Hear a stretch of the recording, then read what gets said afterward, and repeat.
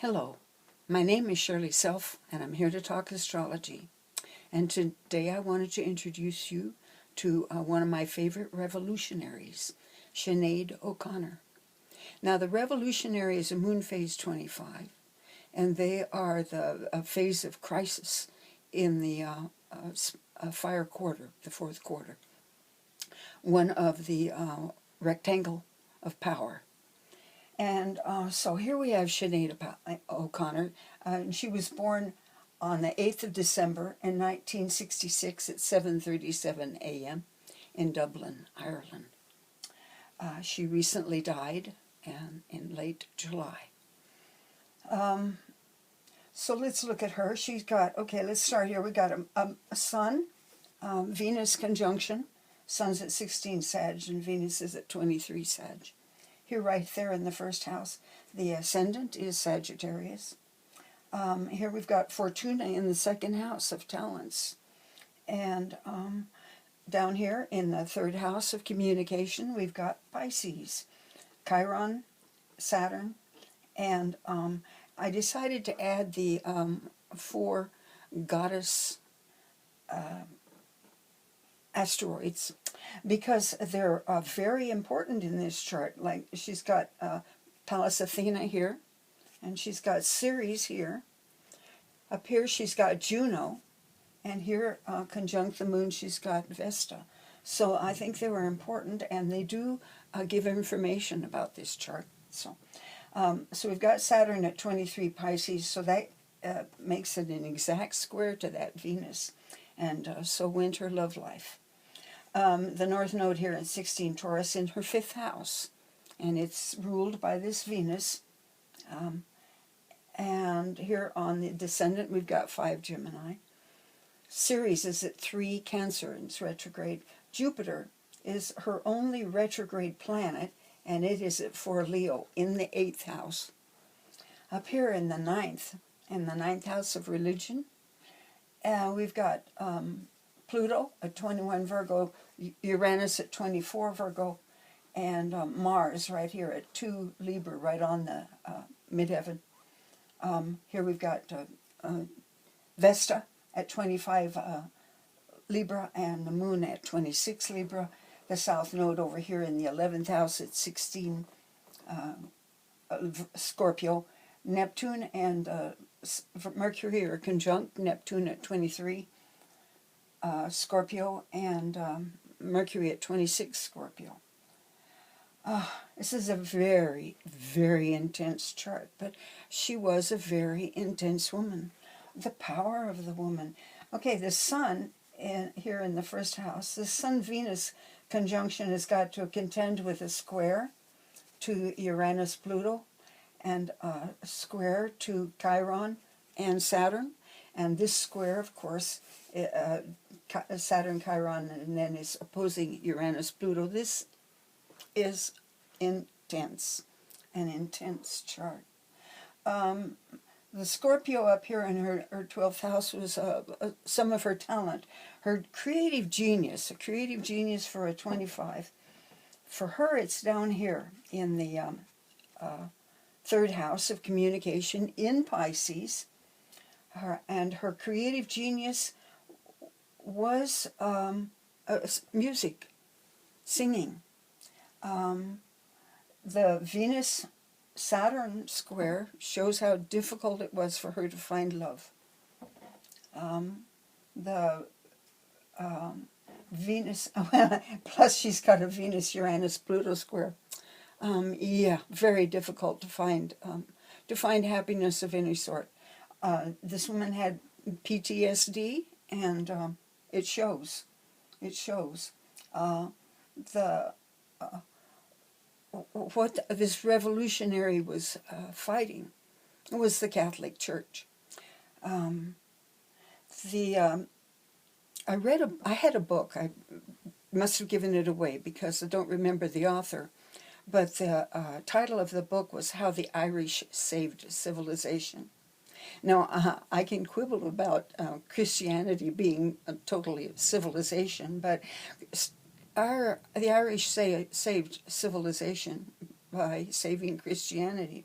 When Rome fell, which was then a Christian sort of nation, Christians fled. The priests, the clergy, the monks fled to Ireland, which was about as far away from the Rome as they could get. And there they took their books and they copied them. And from Ireland, so Ireland did save Christianity from the Gauls. God knows what they would have done to it. They'd have killed it off. Anyway, so according to the tradition, no good deed goes unpunished.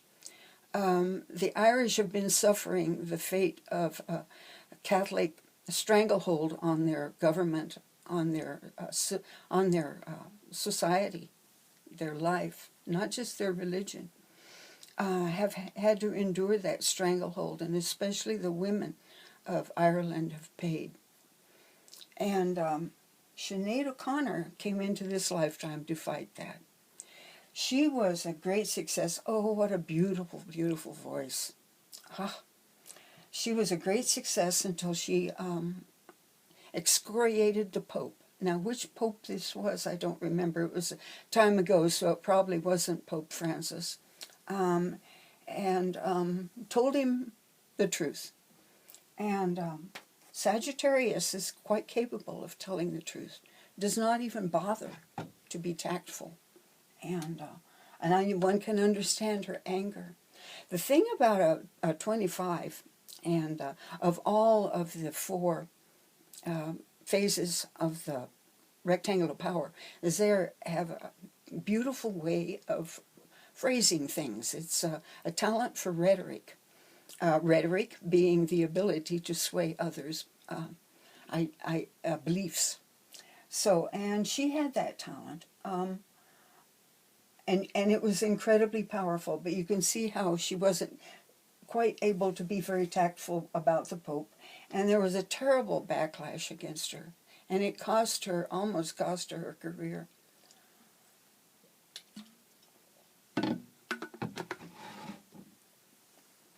It definitely put had a dampening effect on her career.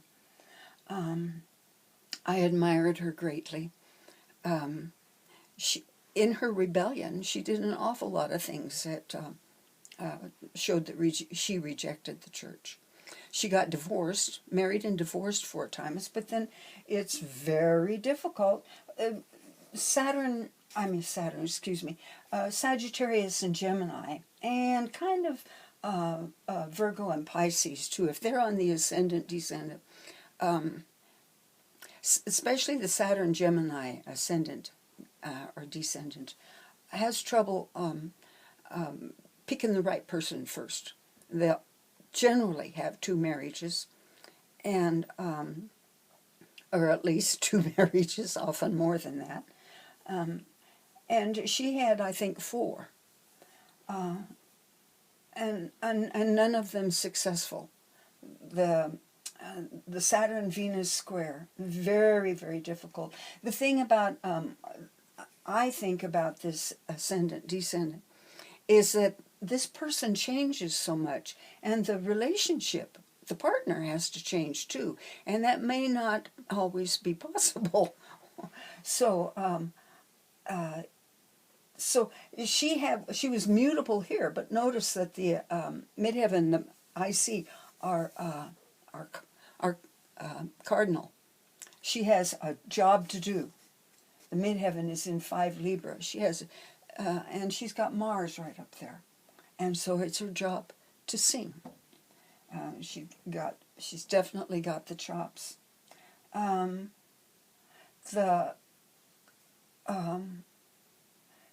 The Mars here at 2 Libra, ruled by the Venus, of course, is square this Ceres. And Ceres has a lot to do with mother love and unconditional love.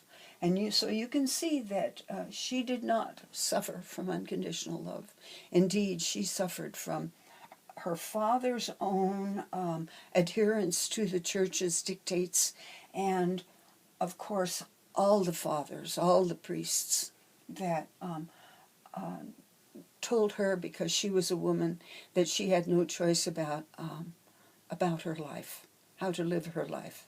She was hemmed in by her religion, and that's a pity. At 25, they're trying to change the world. That is their job, to rectify mistakes that are made in the fourth quarter people. Fourth quarter phases work hard to rectify the mistakes of the third quarter phases. But that's their body of fate over there, you know. So they're usually responsible for, in former lifetimes, doing whatever, creating the problem that then they have to rectify in the fire quarter.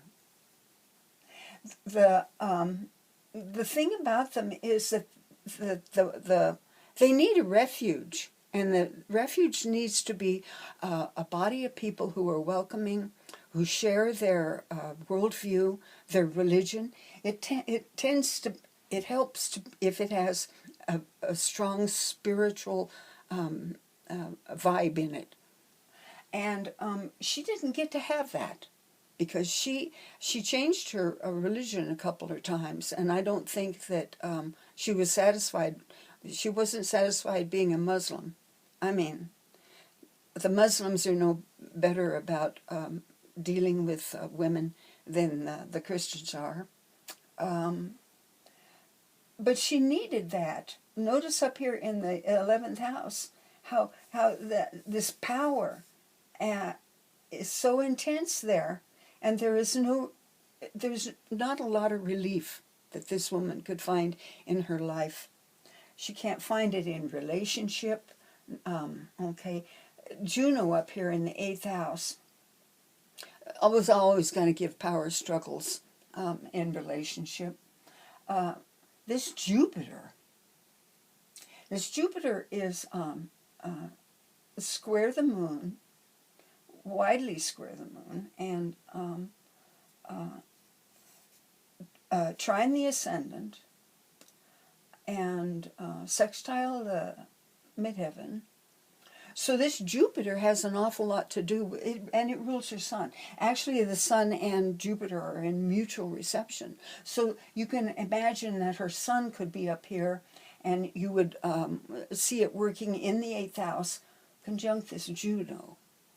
Because when you get a mutual reception, you can visualize, this Jupiter coming over here, but it would be right here on the ascendant, because it doesn't lose its degree.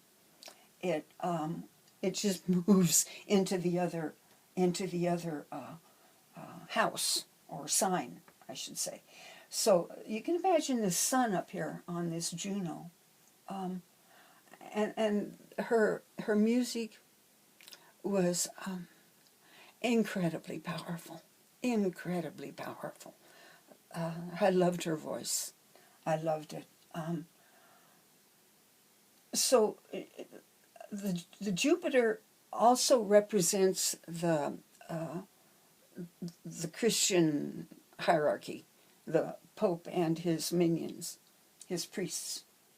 And right up here in the 9th house of religion, we've got this Pluto, Uranus, intercepted in Virgo, squaring her own Venus sun, opposing her Saturn.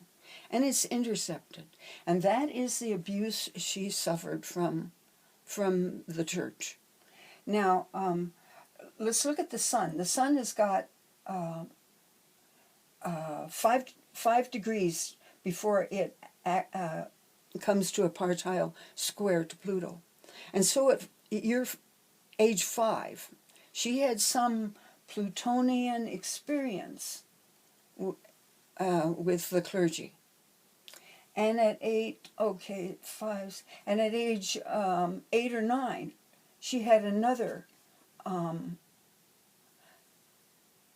experience with the clergy that told her to keep your mouth shut and do what you're told, that virtually told her she was not free. the thing is that a moon phase 25, the mask of a moon phase 25 is phase 11. And the initiation of phase 11 is often caused by a rape. And so I don't know if she was raped, but she did have PTSD from her rearing in the Catholic Church. What more do I need to say? Oh, series. Oh, okay. And down here at 1 degree of Aries, we've got Pallas Athena. And Pallas Athena is interesting because, you know, she was born from the male. She was born from Zeus, sprang out of Zeus's forehead in full body armor. She's a warrior. And what is her mission? Her mission is to right the mistakes of the patriarchy. That's one of them. And I think it's her major mission. And so that is a lot of what Sinead O'Connor was trying to do. A 25 will fight over an issue that they've been impacted by, but they fight for everybody. They fight for everybody, because it's not just the church doesn't just demean, enslave, and hate and fear women, but it also doesn't have that good effect on men either, because it promotes that kind of attitude toward women, and there goes your relationship. And you've got Juno up there in the 8th house. And Juno is square the nodes. So, and she's got a remarkable Chiron. I'll have to go through the Chiron, because, I mean, this is a very busy Chiron. The Chiron is in Pisces, in the Scorpio Duad. So there's a wounding here to her faith in herself, and her faith in general, because it's in opposition to this hellish Pluto-Uranus conjunction in Virgo up there.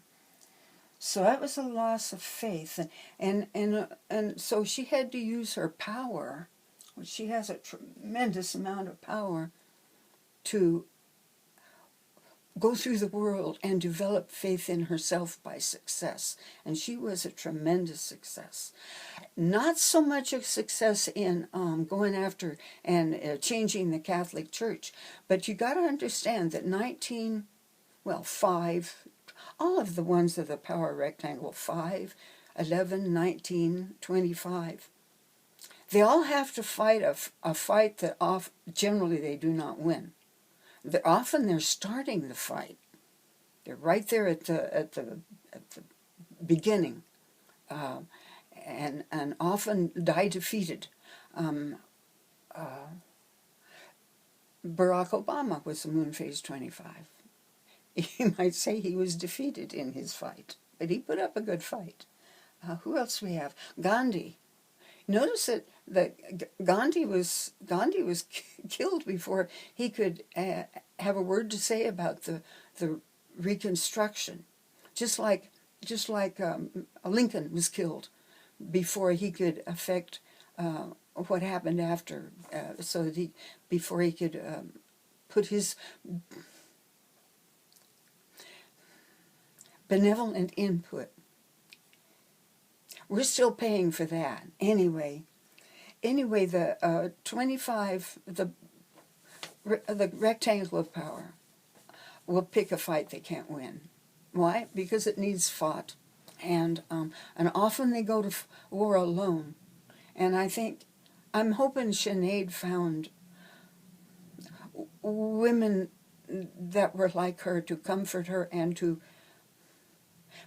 fellow women in arms, because it's hard. It's hard for a 25 to be totally alone.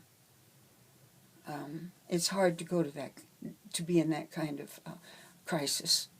and to not have comfort. So anyway, there's Chiron. There's the wound right in there. Shut up and do what you're told. And the loss of faith, the loss of faith not in just in herself, but the loss of faith in her religion. Okay, and the Chiron is square the sun, which and that means that she wants to change the world. The Chiron is square the Venus, which means that she has a really unique art and and an art that pushes beyond limits. She's got a Chiron opposite Uranus, and it's a demand for freedom. Chiron opposite Pluto is she's her own master, and she had to prove that to herself. She had to learn her own. She had to learn her own power,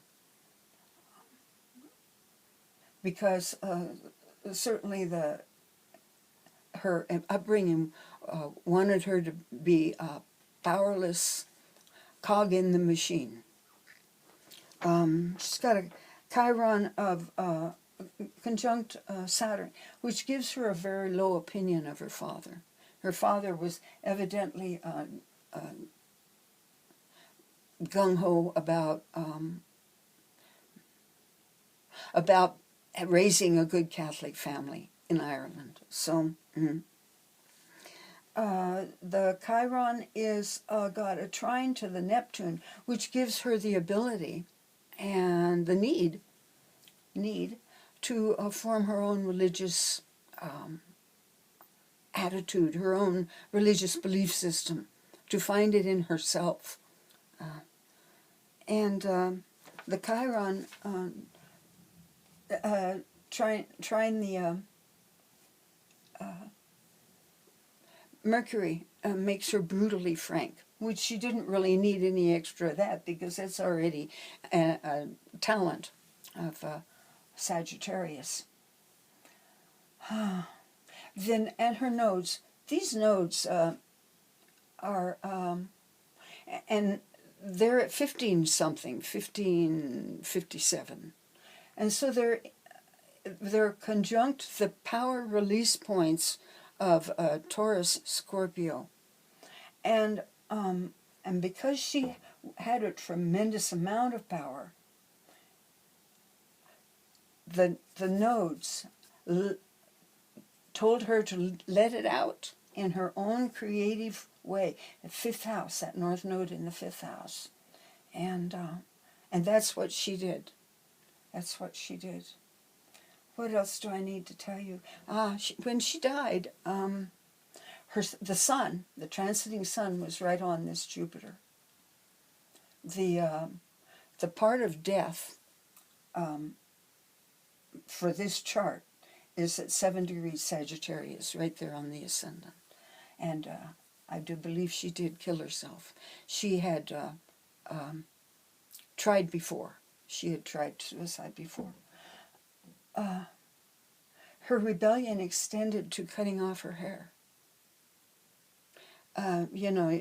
Catholic women have to wear that scarf over their hair because we don't want the Elohim looking down and coming down and mating with humans again, do we? That started this whole mess, right? Right.